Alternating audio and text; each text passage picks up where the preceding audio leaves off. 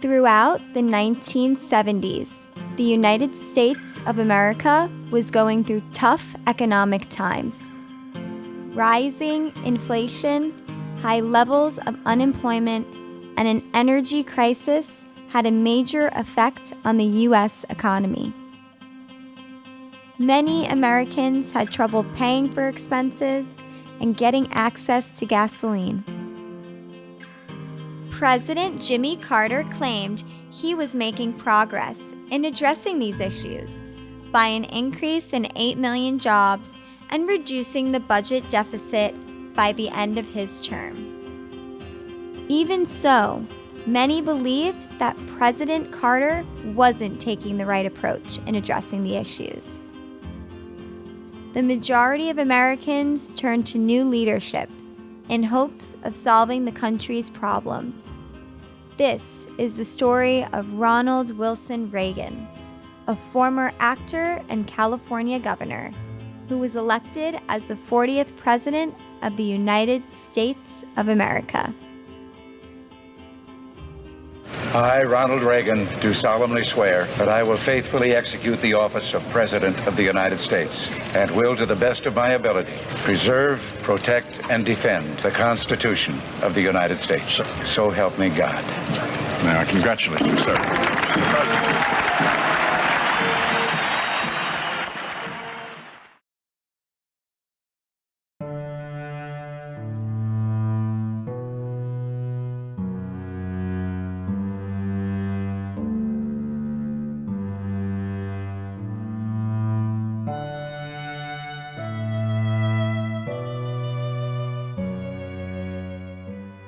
On February 6, 1911, in Tampico, Illinois, Ronald Wilson Reagan was born in a small apartment to the parents of John Edward Reagan and Nellie Clyde Wilson Reagan. Ronald Reagan's father, John Edward Reagan, also went by the nickname Jack and was an Irish Roman Catholic. Ronald Reagan's mother, Nellie Reagan, was a Scottish-Irish Protestant. Ronald Reagan was the youngest of 2 boys. His brother Neil was an actor and performed in several films during the 1940s. At the time of Ronald Reagan's birth, his father was an alcoholic and was a salesman at the Tampico's General Store. Jack Reagan's alcoholism was a big reason why Ronald Reagan was born into an unstable family. During the Christmas holiday, Jack would binge on alcohol. He often struggled to maintain jobs, and this had a heavy financial burden on the family.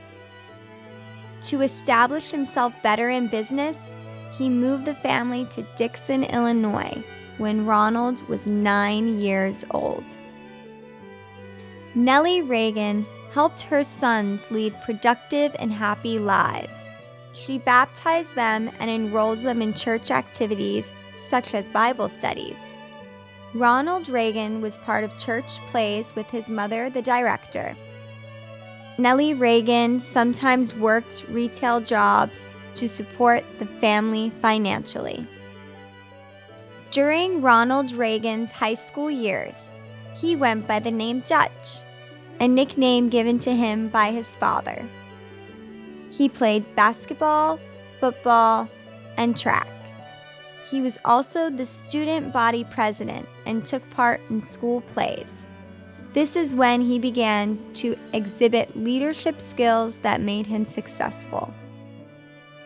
During the summer months, Ronald Reagan worked as a lifeguard. While working as a lifeguard at a park along the Rock River in Illinois, he gained recognition for rescuing 77 people between the summers of 1926 to 1933. He also rescued a swimmer's dentures from the bottom of the river and received $10 as an award. Ronald Reagan graduated Dixon High School in 1928. He studied at Eureka College and majored in sociology and economics. He played sports, was on the football team, and was swim team captain. Ronald Reagan acted in school productions and served as student council president. He graduated Eureka College in 1932 with his degree in sociology and economics.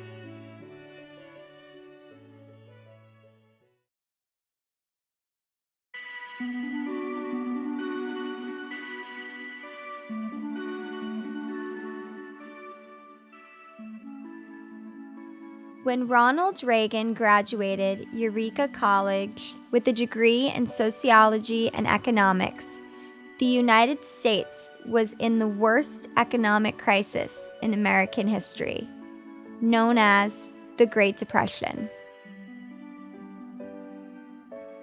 This may have made it difficult for Reagan to find work. Eventually, he landed a job as a sports announcer for a radio station in Davenport, Iowa. After working in Davenport, Reagan moved to Des Moines, Iowa to take a position at WHO. One of the duties that he had was to use a telegraph to reconstruct baseball game broadcasts of the Chicago Cubs. He used these career advances to launch an acting career in Hollywood, and it was successful.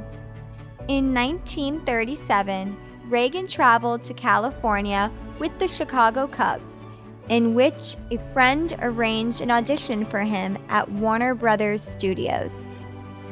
He was successful and signed a 7-year contract with the company for $200 a week. Over the next 30 years, he was in more than 50 films. Reagan's first film role was for news reporter in 1937's Love is on the Air. I guess it was okay. At least I liked Hollywood, so here I am. They did everything they could to make me feel at home, too. The first picture, well, what do you think it was about? A radio station. In the beginning of his acting career, he didn't receive good roles, but had decent reviews. However, in 1940, Reagan landed the role of George Gipp, the college football star in the movie Newt Rockne, All-American. Go and get a uniform, report to the scrubs. Why? Because I think you'd make a football player. I doubt it. Try it anyway. All right, if you insist. Now, wait a minute.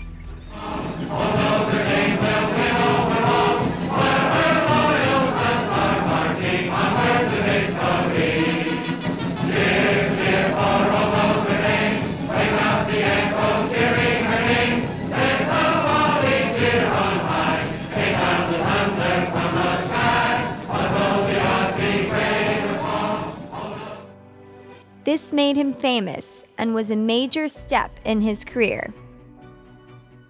Throughout the next 3 decades, he appeared in more than 50 films, including King's Row, 9 Lives Are Not Enough, and Bedtime for Bonzo.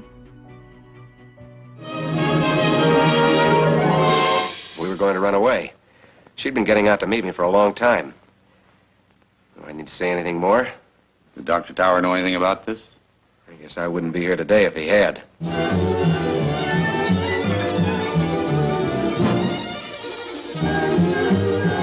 have I got a story. That's why I'm doing this. But frankly, Professor Boyd, I don't see why you are. Well, it's fairly simple. A lot of people think they're born better than others. I'm trying to prove it's the way you're raised that counts. But even a monkey brought up in the right surroundings can learn the meaning of decency and honesty.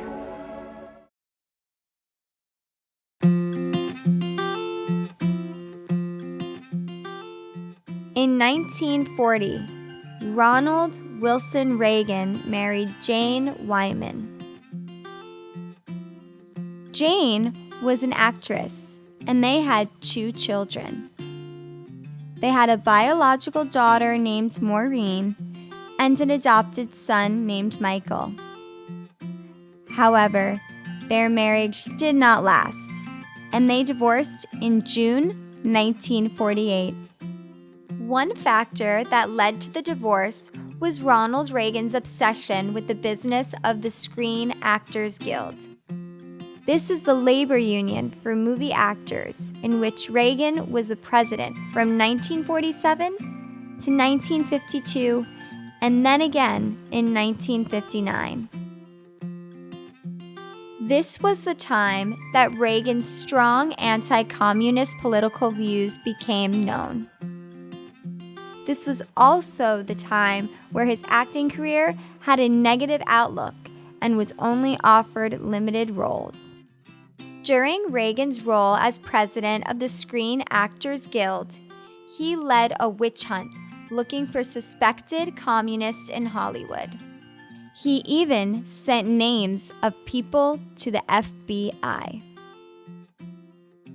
This is when he met Nancy Davis, who complained to his office that her name was wrongfully on the blacklist.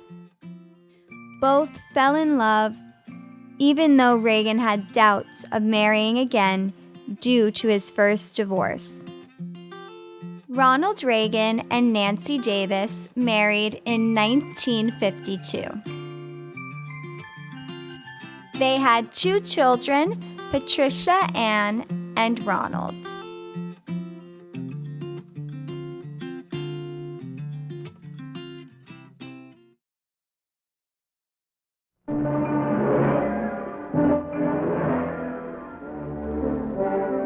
As a result of Reagan's difficulty getting roles in films, he landed a job in the television industry.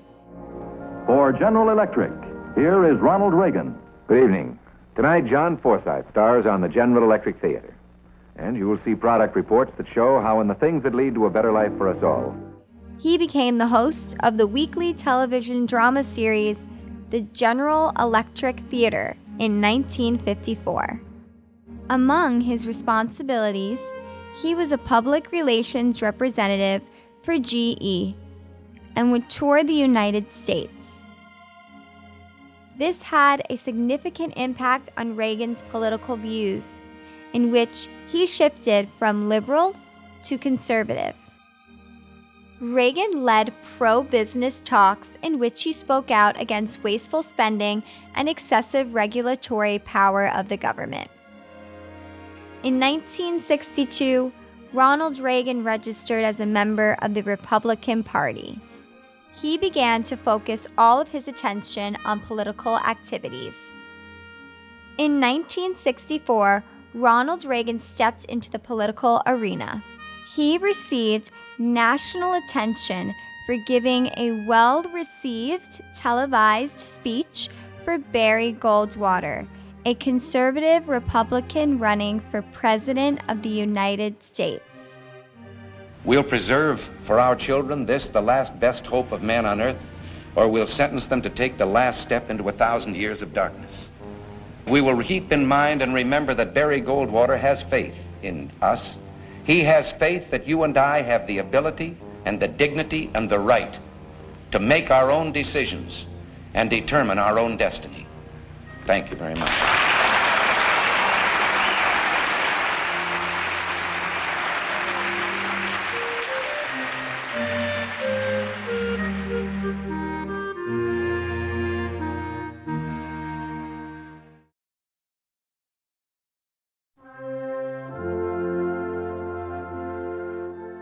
By 1965, a group of respected conservatives in the state of California decided that Reagan should run for governor.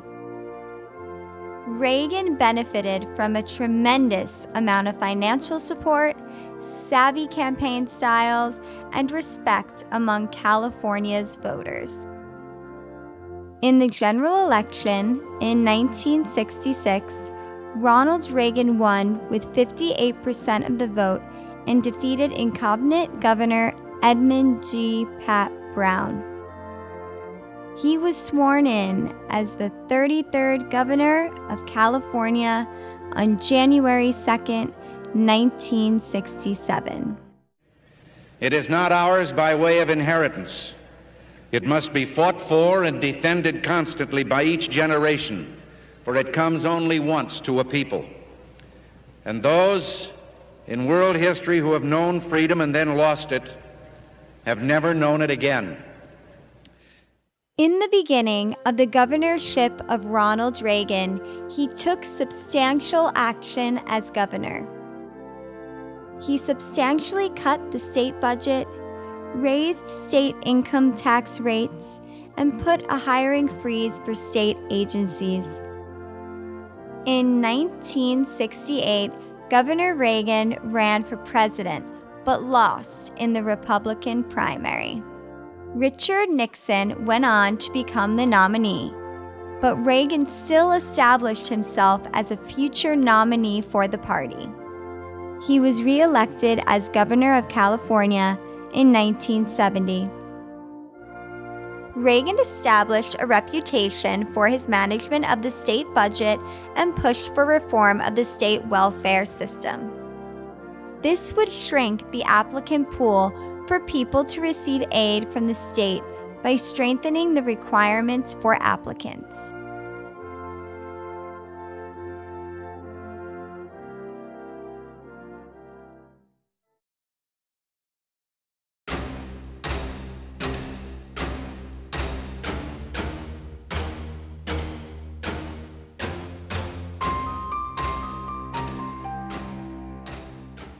During the 1970s, America was deeply divided and the country was entangled in the Vietnam War.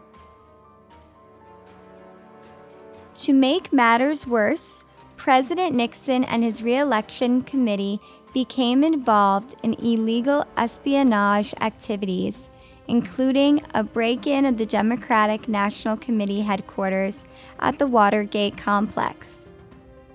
After a series of tapes were obtained revealing President Nixon's role in the conspiracy, he announced his resignation on August 8, 1974. I shall resign the presidency effective at noon tomorrow. Vice President Ford will be sworn in as president at that hour in this office. He left office in disgrace the following day. Vice President Gerald Ford was sworn in as the 38th President of the United States. 6 weeks later, he pardoned Nixon for any crimes he committed while president. Ronald Reagan declined to run for a third term as the governor of California. Instead, Ronald Reagan challenged President Ford in the Republican primary. Reagan gave President Ford a tough challenge, but he lost the primary to the president.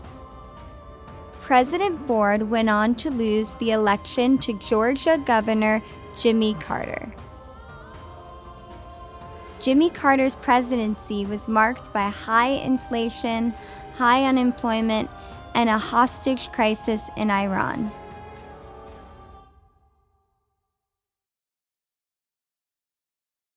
Ladies and gentlemen, Ronald Reagan. Good evening. I'm here tonight to announce my intention to seek the Republican nomination for President of the United States. I'm sure that each of us has seen our country from a number of viewpoints, depending on where we've lived and what we've done. For me, it's been as a boy growing up in several small towns in Illinois, as a young man in Iowa trying to get a start in the years of the Great Depression, and later in California for most of my adult life. In 1979, Ronald Reagan announced his candidacy again for President of the United States. This time, he became the Republican nominee for President of the United States. We're going to enlist the help and ideas of many dedicated and hard-working government employees at all levels who want a more efficient government just as much as the rest of us do. He chose George Herbert Walker Bush, his opponent in the Republican primary, as his vice presidential nominee. The Reagan-Bush ticket won the general election for president in a landslide to the Democratic ticket of President Jimmy Carter and Vice President Walter Mondale.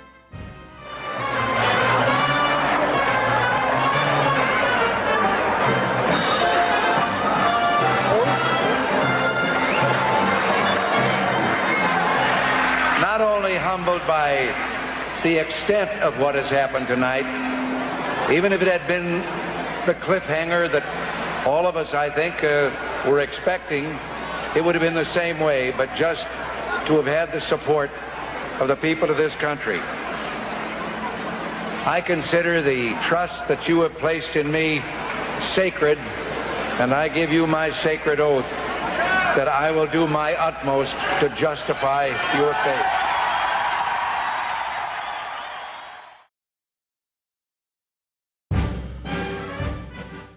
$489 electoral votes went to Ronald Reagan, and 49 went to President Jimmy Carter. At the time, Ronald Reagan was the oldest person elected to the U.S. presidency at age 69. On January 20th, 1981, Ronald Wilson Reagan took the oath of office as the 40th President of the United States. Left hand on the Bible and raise your right hand and repeat after me. I, Ronald Reagan, do solemnly swear. I, Ronald Reagan, do solemnly swear that I will faithfully execute the office of President of the United States. That I will faithfully execute the office of President of the United States. And will, to the best of my ability. And will, to the best of my ability. Preserve, protect, and defend. Preserve, protect, and defend. The Constitution of the United States. The Constitution of the United States. So help you God. So help me God.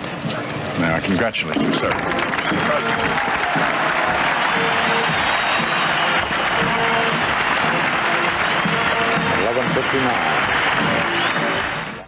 Among the topics he discussed in his inaugural address were a national renewal of policies of the U.S. government and wanted people to experience the greatness of the country. He stated that, quote, "Government is not the solution to our problem. Government is the problem."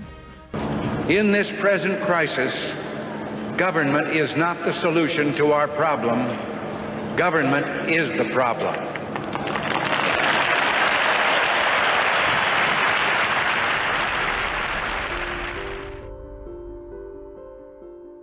However, on March 30th, 1981, events in President Reagan's life took a terrifying turn. President Reagan gave a speech to a group of union members in Washington, D.C., at the Washington Hilton Hotel. When he was exiting the hotel with several of his advisors, gunshots were fired and Secret Service agents shoved President Reagan into his limousine.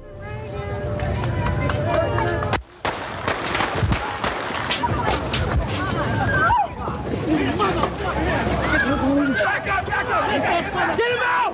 Get him out! Get him out! Get out, back! Get him out! No! Get the ambulance!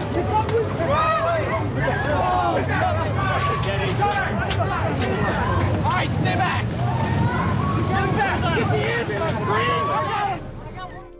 Once in the limousine, President Reagan's aides discovered that he had been shot. 3 others were also shot, including James Brady, the president's press secretary. After the limousine arrived at the hospital, Reagan was able to walk into the facility after the attack. When Reagan was on the operating table, he said to the doctors in the room, quote, "Please tell me you're all Republicans." One of the doctors that examined the president, Dr. Joseph Giordano, a Democrat, responded, quote, "We're all Republicans today." Doctors examined the president and determined that a bullet had pierced one of the president's lungs and nearly missed his heart. Reagan used his sense of humor to make it through the incident and told his wife, quote, "Honey, I forgot to duck." The man who tried to assassinate the president was John Hinckley Jr. He tried to assassinate the president to impress actress Jodie Foster. He suffered from obsessive tendencies and depression throughout his life. He was found not guilty by reason of insanity and was placed in a psychiatric institution.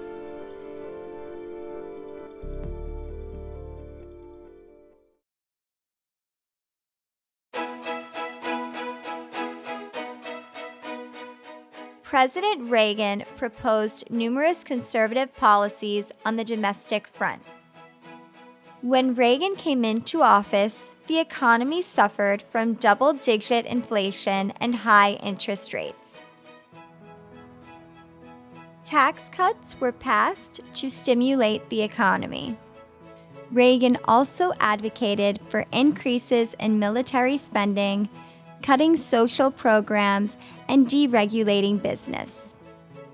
Reagan's economic policies were known as Reaganomics.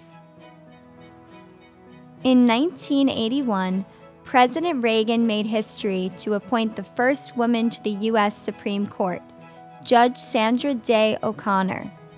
I will send to the Senate the nomination of Judge Sandra Day O'Connor of Arizona Court of Appeals for confirmation as an Associate Justice of the United States Supreme Court. In 1982, the United States was in a severe recession. By 1983, the U.S. economy began to recover. According to numerous economists, the economy entered a 7-year period of economic prosperity. However, critics argue that the policies under the Reagan administration have increased the level of deficit spending, hurt the middle class, and the poor. The national debt also increased by a large amount. When it came to foreign policy, President Reagan advanced a number of important policies. The biggest foreign policy issue was the Cold War. During the first term of Reagan's presidency, the United States escalated the Cold War and led a massive buildup of weapons and troops. In 1983, President Reagan launched a plan called Strategic Defense Initiative, or SDI, to develop space-based weaponry to protect the United States from nuclear missile attacks by the Soviet Union. Although President Reagan recognized the Soviet Union as a threat to America, he still brought Americans together when he talked about them using his sense of humor. I told this one, Bill, you'll have to hear it again. I told it in the car. I didn't tell this one to Gorbachev. You know, there's a 10-year delay in the Soviet Union of delivery of an automobile. And only 1 out of 7 families in the Soviet Union own automobiles. There's a 10-year wait. And you go through quite a process when you're ready to buy, and then you put up the money in advance. And this happened to a fella, and this is their story that they tell, this joke. That this man, he laid down his money, and then the fella that was in charge said to him, "Okay, come back in 10 years and get your car." And he said, "Morning or afternoon?"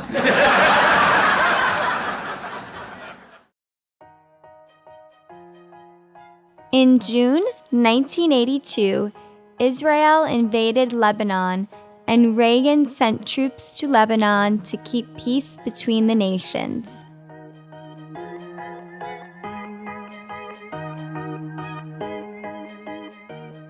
In October 1983, 241 Americans were killed by suicide bombers after they attacked the Marine barracks in Beirut. In the same month, Marxist rebels overthrew the government in Grenada, and Reagan ordered U.S. forces to invade Grenada.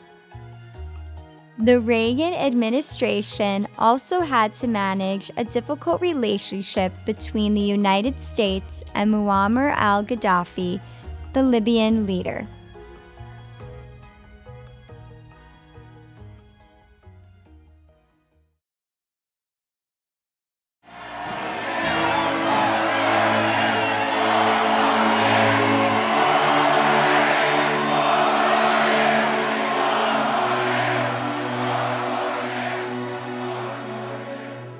In the 1984 presidential election, President Reagan won a second term by a landslide to the Democratic ticket of former Vice President Walter Mondale and Congresswoman Geraldine Ferrero, the first female vice presidential candidate.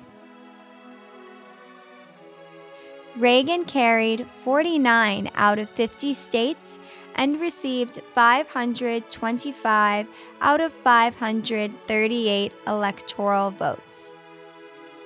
This was the largest win by an American presidential candidate. During the second term of the Reagan presidency, he advanced a diplomatic relationship with Mikhail Gorbachev, the leader of the Soviet Union. 5 ways of волн фотографа. Тоже знакомо. Well, this is familiar. This is also familiar. In 1987, the United States and the Soviet Union signed a historical agreement to get rid of intermediate-range nuclear missiles. May December 8, 1987, become a date that will be inscribed in the history books, a date that will mark the watershed separating the era of a mounting risk of nuclear war from the era of a demilitarization of human life.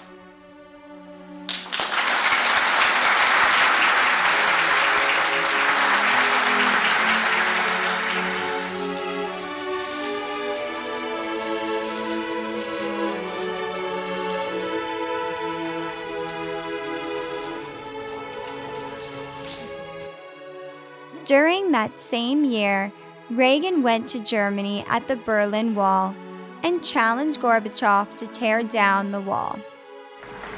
Mr. Gorbachev, tear down this wall.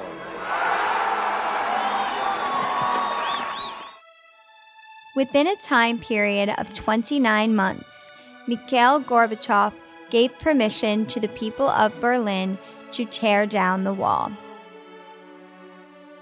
Ronald Reagan's darkest moment of his presidency came about when the Iran-Contra affair came to light. A special Congressional Hearings Board held long televised meetings. It was reported that President Reagan approved of the sale of weapons to Iran in exchange for assistance freeing American hostages in Iran.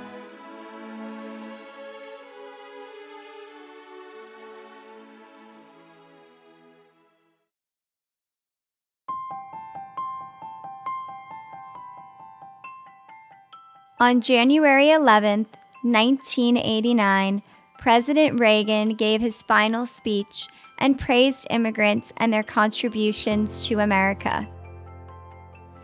A man wrote me and said, "You can go to live in France, but you cannot become a Frenchman. You can go to live in Germany or Turkey or Japan, but you cannot become a German, a Turk, or Japanese. But anyone from any corner of the earth can come to live in America and become an American."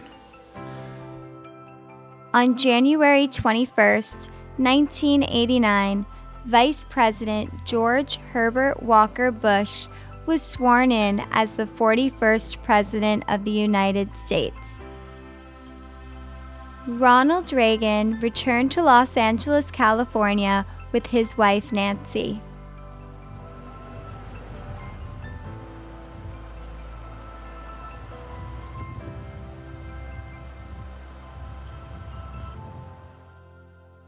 In 1991, the Ronald Reagan Presidential Library and Museum opened to the public in Simi Valley, California. However, 3 years later, Reagan's life would change forever.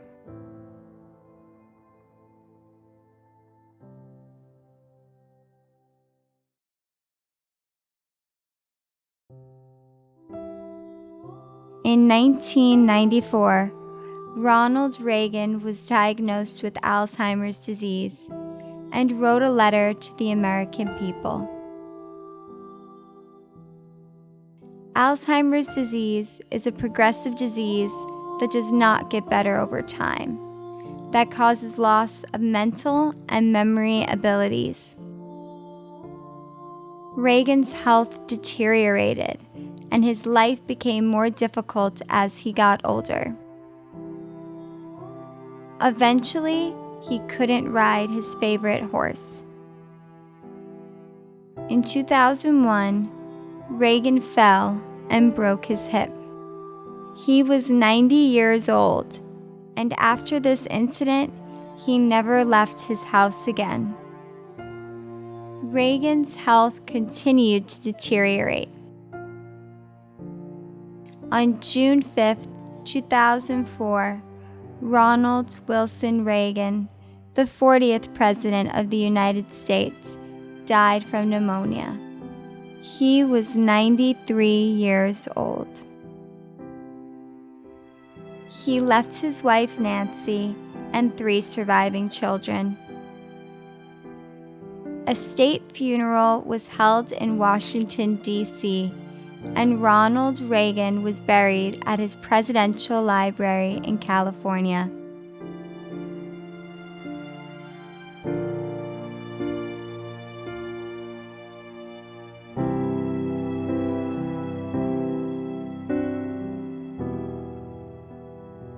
Final prayers were offered, and riflemen fired salutes.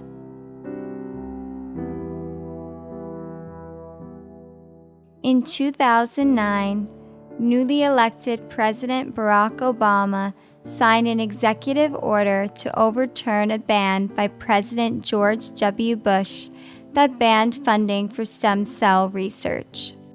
Scientists say it may eventually cure Alzheimer's disease through embryonic stem cell research. Nancy Reagan, our former First Lady, who redefined that role in her time at the White House, and who has, in the many years since, taken on a new role as an advocate on behalf of treatments that hold the promise of improving and saving lives. And I should just add, she has been extraordinarily gracious to both me and Michelle during our transition here, and I'm thankful for that. Nancy Reagan was present at the signing and issued a statement thanking President Obama for lifting the ban. Ronald Wilson Reagan will be remembered as, quote, the great communicator and a popular 2-term president. He first became known for being a Hollywood actor and then went into politics by becoming the governor of California and the 40th President of the United States of America. As president, Reagan cut taxes, increased defense spending, brought an end to the Cold War, and negotiated an arms treaty with the Soviet Union. He also survived an assassination attempt in 1981. Most importantly, he had a fascinating vision for America through his policies, personality, and was respected by the American people and across the world. This was the story of Ronald Wilson Reagan. If we ever forget that we're one nation under God, then we will be a nation going under.